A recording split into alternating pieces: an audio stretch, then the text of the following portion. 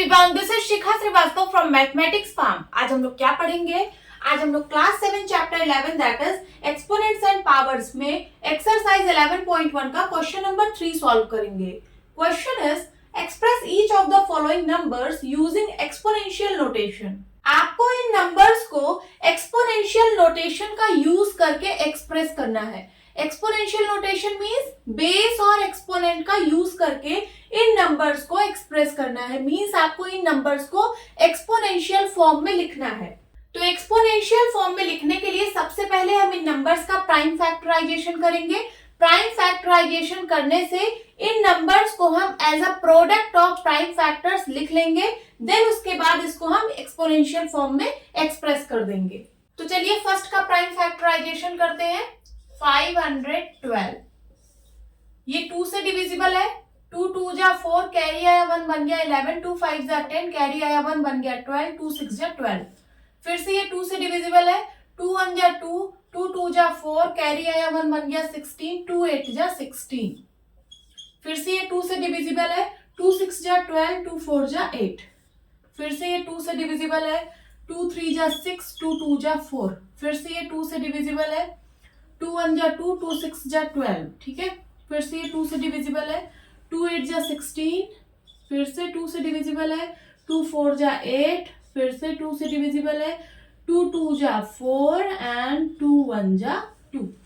सो 512 को हम लिख सकते हैं 2 इंटू 2 इंटू 2 इंटू 2, 1 2 3 4 5 6 7 8 9, 1 2 3 4 5 6 7 8 9। सो 512 को मैंने as a product of prime factors के फॉर्म में लिख दिया।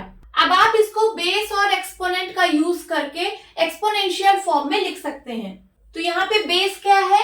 यहाँ पे बेस है 2। बेस वो नंबर होता है जो बार बार रिपीट होता है। यहाँ पे देखिए 2 बार बार रिपीट हो रहा है ना, तो बेस यहाँ पे 2 है। अब चलिए एक्सपोनेंट को आइडेंटिफाई करते हैं। तो बेस खुद से जितने टाइम्स मल्टीप्लाई होता है उसे हम एक्सपोनेंट बोलते हैं। तो यहाँ पे देखिए बेस खुद से कितने टाइम्स मल्टीप्लाई हुआ है? 1 2 3 4 5 6 7 8 9 टाइम्स। तो एक्सपोनेंट है 9। ठीक है। सो 512 का एक्सपोनेंशियल फॉर्म है 2 raised to the power of 9। This is the answer. Erase करती हूं।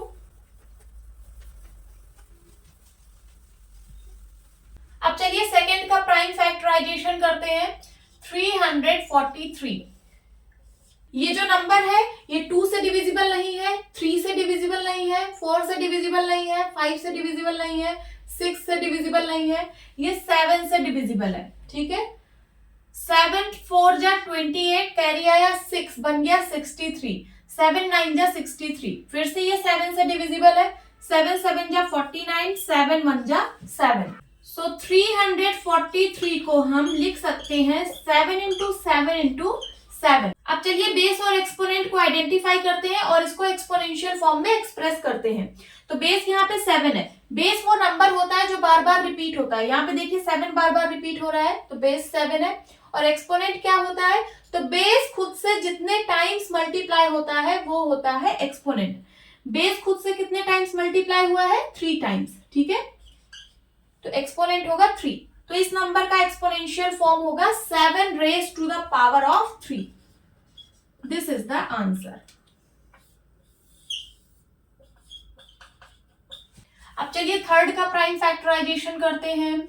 729 ये नंबर 3 से डिविजिबल है। 3 2 जा 6, कैरी आया 1 बन गया 12, 3 4 जा 12 एंड 3 3 जा 9। फिर से ये नंबर 3 से डिविजिबल है। 3 8 जा 24, 3 1 जा 3। फिर से ये नंबर 3 से डिविजिबल है। 3 2 जा 6, कैरी आया 2 बन गया 21, 3 7 जा 21। फिर से ये नंबर 3 से डिविजिबल है। 3 9 जा 27। फिर से ये नंबर 3 से डिविजिबल है। 3 3 जा 9 एंड 3 1 जा 3। सो 729 को हम लिख सकते हैं 3 into 3 into 3 into 3 into 3 into 3। अब चलिए बेस और एक्सपोनेंट को आइडेंटिफाई करते हैं और इसको एक्सपोनेंशियल फॉर्म में एक्सप्रेस करते हैं। यहाँ पे बेस है 3। ठीक है, बेस वो नंबर होता है जो बार बार रिपीट होता है, बार बार रिपीट क्या हो रहा है 3। और एक्सपोनेंट क्या होता है, तो बेस खुद से जितने टाइम्स मल्टीप्लाई होता है वो होता है एक्सपोनेंट। देख लीजिए बेस खुद से कितने टाइम्स मल्टीप्लाई हो रहा है, 1 2 3 4 5 6 टाइम्स। ठीक है, तो 729 का एक्सपोनेंशियल फॉर्म होगा 3 raise to the power of 6। This is the answer. Erase करती हूं।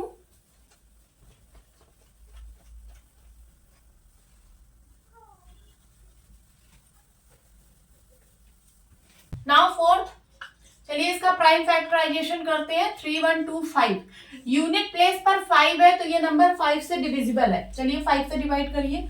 5 6 या 30 कैरी आया 1 बन गया 12। 5 2 या 10 कैरी आया 2 बन गया 25। 5 5 या 25। फिर से यूनिट प्लेस पर 5 है, ये नंबर 5 से डिविजिबल है। 5 1 जा 5 कैरी आया 1 बन गया 12। 5 2 जा 10 कैरी आया 2 बन गया 25। 5 5 जा 25। फिर से यूनिट प्लेस पर 5 है, ये नंबर 5 से डिविजिबल है। 5 2 जा 10 कैरी आया 2 बन गया 25। 5 5 जा 25। ठीक है, फिर से ये 5 से डिविजिबल है। 5 5 जा 25। 5 1 जा 5। सो 3125 को हम लिख सकते हैं 5 इंटू 5 इंटू 5 इंटू 5 इंटू 5। अब बेस और एक्सपोनेंट को आइडेंटिफाई करिए और इसको एक्सपोनेंशियल फॉर्म में एक्सप्रेस कर लीजिए। ठीक है, यहाँ पे बेस है 5। बेस वो नंबर होता है जो बार बार रिपीट होता है, यहाँ पे बार बार रिपीट क्या हुआ है 5।